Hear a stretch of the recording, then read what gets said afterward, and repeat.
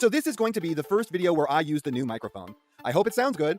I can say right now that it seems to have massively reduced the amount of popping my recordings have. So, I got this figure at the same time that I picked up the Inferno, and I planned to do the review of it last Sunday. But then longtime subscriber Retro Extra asked me to review Dinobot for his birthday today, so I just held off on it for the week. Happy birthday, Retro. I hope this makes your day a little bit brighter. I think this is the first time one of these has actually been on the correct day. Real quick, before I start the birthday video, I want to bring something up. I have over 2,300 subscribers. First off, I'd like to thank you all for that insane number. Secondly, I'd like to point out that means that you guys have about 6 birthdays every day of the year. There is physically no way I can keep up with birthday requests if they flow freely. Understand that I will probably say yes if you ask me. Saying no makes me feel guilty because I want to make you guys happy. So please, consider all that before you tell me you want a birthday video. The more I do, the more people will ask me. The more people ask me, the more I physically don't have the time to do them all, the more heartache I suffer. So please, if you are thinking about asking me to do one, it would be kind of you to keep me and this message in mind. I don't like having to make this message, and I hate asking you guys to not ask me for this kind of thing. But I'm looking at a near infinite well of birthdays with the knowledge that I don't possess the ability to handle them all. Thank you for your time. Now for what you are all here to see. It's Kingdom Dinobot, baby. The first thing you are probably going to notice is that once again, I had my brother paint the figure with Stuart Semple's mirror. I was not about to let Dinobot's sword be purple. I think that they did that so it could double as a blast effect, or maybe like an energy blade of some bizarre type, but no, I just want his sword to be silver like it always was in the show. You'd actually be amazed at how many people have unsubscribed to me for saying that. For some reason, there are a lot of people truly committed to the idea that Dinobot's sword in Beast Wars was pink, and not just reflecting pink light. I would ask these people what is the logical reason that the show creators would make Dinobot's sword pink. Swords, which are basically always depicted as silver, under what logic would they make it pink and then just not address it when it doesn't make sense for the world or the character? The brutal warrior has a pink sword. Why?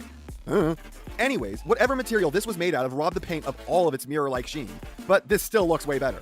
Getting off the sword, Dinobot looks pretty good. Not really much in the way of any kibble here. I mean, he's got a small, slightly knobbly backpack, but there are figures that turn into stuff half as complex as him with way worse backpacks. So saying I can forgive this is an understatement. More like it doesn't need forgiveness in the first place. I also like the sides of his chest. They really do capture the design just right. Honestly, I think if the dino head weren't sticking out a little bit further than the rest of it, it'd be pretty in line with how his front is supposed to look. And I really love the fact that he actually has a neck here rather than the masterpiece's horrible thumb and a helmet look. All the details are there, but it's got some issues. Arms are a bit long, legs are a bit short, chest is a bit spherical, and he's not tall enough.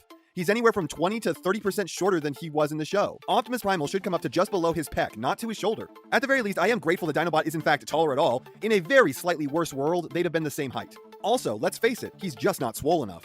Dinobot in the show was a huge, jacked man. What's he doing with these wheedly little pipe cleaners? Another issue with the look is the fact that all of the paint budget seems to have gone right here.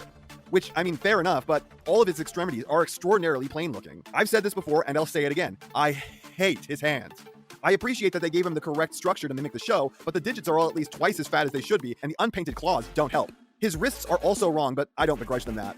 My last issue is that from behind, he kind of looks like he's wearing a diaper, which is a bit disturbing, I tell ya.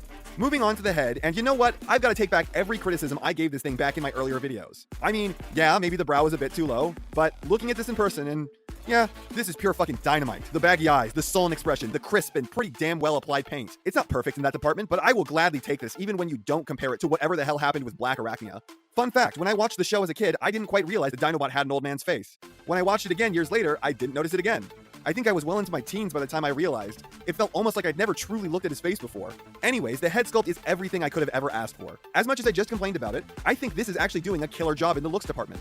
Honestly, if they made his arms a little shorter and a little bulkier in the muscle category, thinned out the fingers a tad, and were a little more liberal with the brush on his extremities, this could have been a perfect Chug Dinobot. Let's just say that I'm interested to see what upgrade kits do for his arms and what Netflix cooks up for his inevitable repaint. Cause seriously, get his limbs some color and this figure could really end up shining. He comes with his sword, which we already discussed. The only thing to point out is that it seems to have been designed so that the only other figure that can wield it is Optimus Primal, cause this won't fit anyone else. And he comes with his tail shield. Both of these are kind of flawed as they arrive.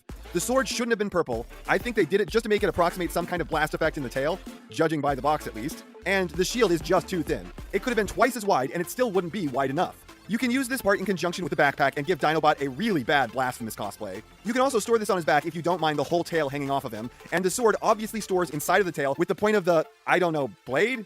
Becoming the tip of the tail. I don't know if this is brilliant, pointless, or just a reference to the old toy. One thing I find hilarious about this is that it's sized perfectly to fit the original Dinobot's tail socket. So, if you have anything approximating one of those and you lost the tail weapon, like everyone on Earth did, then you can use this. Unfortunately, I have the Grimlock repaint, so this doesn't quite work with the colors. If they do a Generation Selects Grimlock using this figure and they don't give it the proper head, I'm gonna throw a riot. Though, I don't know at this point which of these is the proper head. This guy poses a lot better than the typical Siege figure. He laughs at the Red Cheetor figure, whose only goal was to pose well. Then again, Dinobot always laughs at Cheetor. Head already has way more than normal posability. I mean, seriously, there is so much expressiveness and sass that you can put into these poses, but then you can slightly untransform the figure and get a whole lot of downward tilt too. So, the head is killing it on every level. Arms go so far up, it begins to get stupid. No butterfly and normal 90 elbows, but on top of the wrist swivel, he's got up and down, as well as the fingers open and close. So that's all well beyond normal. Basically, no backwards on the legs, but a little more than 90 on the knees. Then you get to the feet, and he's got supreme rockers, beating most other figures, on top of downwards tilts, which are just so satisfying to see. And then heels that can angle and hold position like iron to help you with any poses you may want. So yeah, we are looking at way better than average posing for a deluxe. Transformation is strange. It doesn't much work at all the way you expect it to, and it can be a bit confusing as to how you get the dino thigh gaps to close up, but once you get the hang of it, it's a really fun process. Though, due to the tail, this is a parts former, and you know my stance on parts forming, but this guy has several things going for him in that regard. 1. It's not mandatory. You do not have to take the tail on or off to change his mode, though it does have to go on for the beast mode. 2. It is how the character was always depicted in the show. As far as the show is concerned, he is supposed to be a parts former. And 3. It has to fill the function of his shield.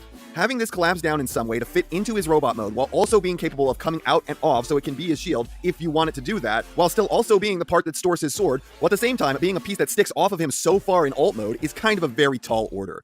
Had they done all that, it would have been a massive positive in this figure's favor, and it would have made me very impressed. As it stands, I can't really say it's anything holding this figure back. Gotta say, all the promotional photography really did a good job at hiding the fact that his butt was blue. Anyways, the look of the Raptor mode is pretty fantastic. Though, once again, we have a dino mode missing its front teeth. Hasbro, why? Actually, I think I know why this time. This allows the mouth to close nice and cleanly, so that's actually something of a positive. The kibble on this figure is very hard to notice if you are looking at it from any reasonable angle, though you will probably be seeing a lot of it if you are handling it, but it's still very subtle. The body is well painted, and I think this is probably where most of the paint budget went with this figure. Even the tongue got its own dab of paint and a unique color when compared to the rest of the figure. Such decadence.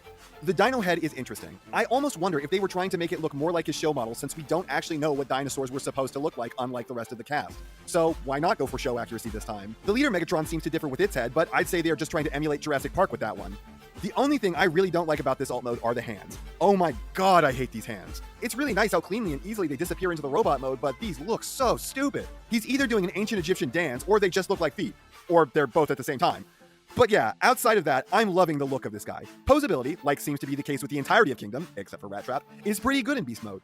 His mouth opens and closes, and the head tilts down, so that's more than normal already. But it has no rotation at the neck, so that feels like a missed opportunity. Dino arms are basically fully functional arms, as good as the robot ones, though the terrible hands do hamper them. I've seen some upgrade kits already kicking around for these. The tail's got no swish, and the legs have no natural walk, but they got knees, ankles, and rotation enough to basically always get him standing. Plus, you can hinge the legs out so he can mark his territory. Ultimately, Dinobot here is a really good figure. Is this everything that I want? No. Honestly, I've never seen a figure with so many issues that just fail to drag it down. So much of this could have stood to be better, and yet it's still great. I can't call this a micro masterpiece though. It just doesn't look correct enough outside of the amazing robot head for it to get that title. And to be clear, that is an amazing robot head. And it not being a micro masterpiece does not stop this from being a great figure. Great posing, great looks in both modes, great transformation, great all around. But it doesn't matter how good it is, I will always want better for the best character in the Transformers. And that's not half of what I have to say, but it's enough of what I have to say. And I know you know what everyone else tells you to do at the end of these videos. So if you liked what you saw here, please do that. And if you'd like to take it a step further, then please share this video with any friend you think may be interested. I hope you all enjoyed listening to me waste your time.